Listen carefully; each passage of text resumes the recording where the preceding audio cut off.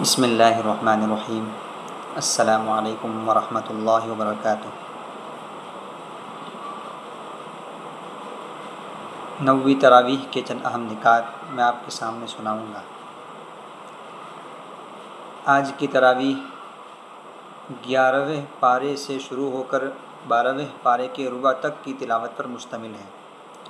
اللہ تعالیٰ ارشاد فرماتا ہے کہ بعض لوگ ایسے ہیں جو زکوٰۃ کو اپنے اوپر بوجھ سمجھتے ہیں اور نبی صلی اللہ علیہ وسلم کے حق میں زمانے کی گردش کا انتظار کر رہے ہیں کہ موقع ملتے ہی منحرف ہو جائے۔ ایسے لوگوں کا چکر خود انہی پر مسلط ہے۔ اللہ سب کچھ سنتا اور جانتا ہے۔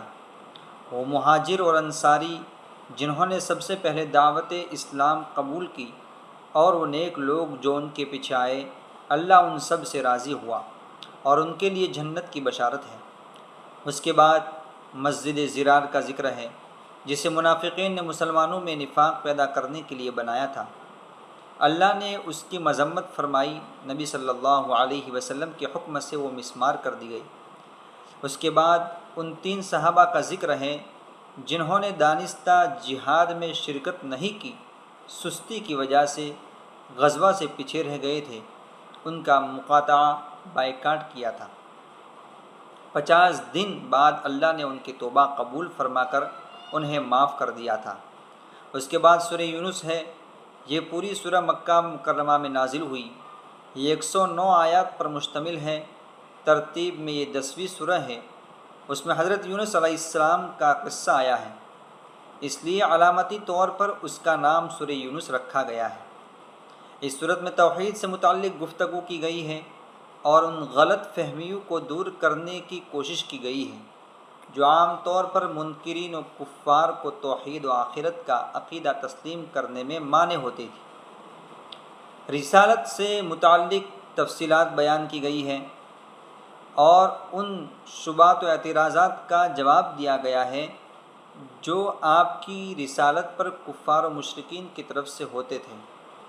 آخرت پر قدر تفصیل سے روشنی ڈالی گئی اور انجام سے باخبر کیا گیا ہے تاکہ اتمام حجت بھی ہو جائے اور انسان اس علم کی بنیاد پر انجام سے باخبر ہو کر ان چیزوں سے بچ کر دنیا میں زندگی گزارے جو موجب عذاب و عقاب ہے۔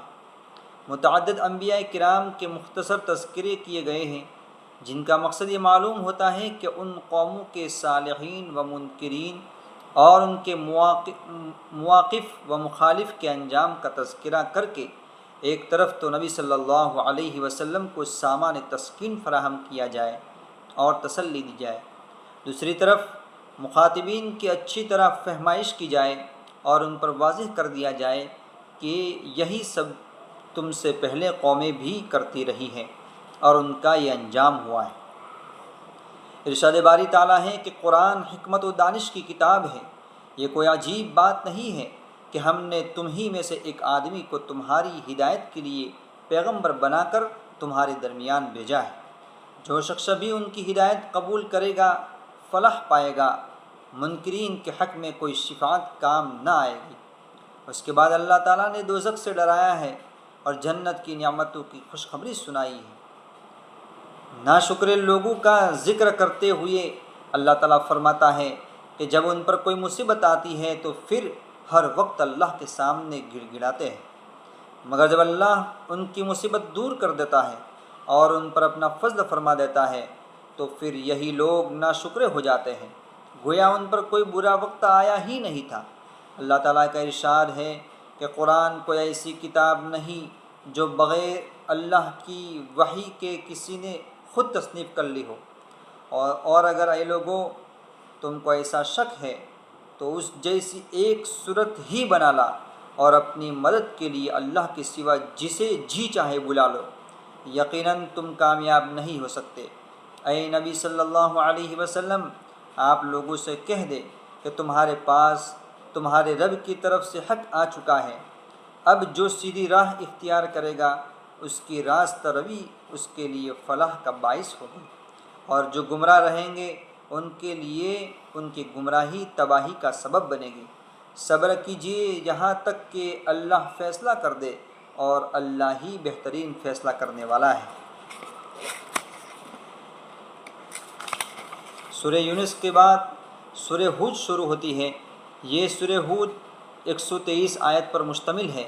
ترتیب میں یہ 11ویں سورہ ہے۔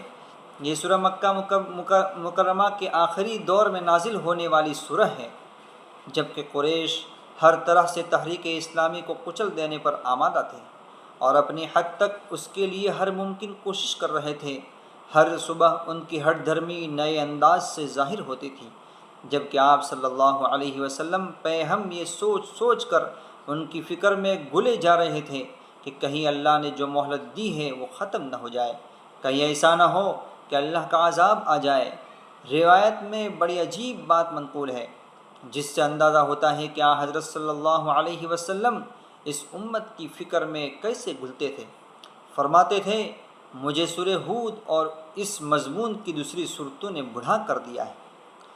اس صورت میں تسلسل کے ساتھ حضرت نوح علیہ السلام سے لے کر موسیٰ علیہ السلام کی دعوتی مہم کا تذکرہ کیا گیا ہے۔ قریش مکہ کو دعوت دی گئی ہے، انہیں انجام سے متنبہ کیا گیا ہے۔ اس کے بعد سورہ ہود میں اللہ تعالیٰ ارشاد فرماتا ہے کہ قرآن مجید ایک حکم اور ایک نظام ہے اور اس کا نازل کرنے والا دانا اور باخبر ہے۔ کسی غیر اللہ کی بندگی نہ کرو، بندگی کے لیے صرف اللہ کی ذات واحد ہے، اور اللہ کا نبی اللہ کی طرف سے خبردار کرنے والا اور خوشخبری دینے والا ہے۔ منکرو، تم اپنے کیے کی معافی چاہو اور اللہ کی طرف لوٹ آؤ، اور تم کو ایک ہولناک عذاب کی تنبیہ کی جاتی ہے۔ زمین پر چلنے والا کوئی جاندار ایسا نہیں ہے جس کا رزق اللہ کے ذمے نہ ہو۔ لوگ بہت ناشکرے ہیں، پریشانی اور مایوسی کی حالت میں اللہ پر الزام لگاتے ہیں، اور جب اللہ ان کو اپنی نعمتوں سے نوازتا ہے تو اترانے لگتے ہیں اور مغرور ہو جاتے ہیں۔ اس صورت میں بھی اللہ تعالیٰ نے منکروں کو چیلنج کیا ہے کہ اگر تم یہ سمجھتے ہو کہ قرآن پیغمبروں کی خود ساختہ کتاب ہے تو تم بھی اس جیسی صورتیں تصنیف کر کے لے آؤ اور اللہ کے سوا اپنی مددگار کو بھی ساتھ لے لینا، یقیناً تم ایسا نہیں کر سکو گے۔ 9ویں تراویح کا بیان ختم ہوا۔ اللہ تعالی ہم سب کو قرآن پڑھنے اور سمجھنے اور اس پر عمل کرنے کی توفیق عطا فرمائے۔ قرآن کو ہم سب کی نجات کا ذریعہ بنائے۔ قرآن کے نور سے ہم سب کے دلوں کو منور فرمائے۔ قرآن کی برکت سے ملک اور عالم اسلام کے حالات تبدیل فرمائے۔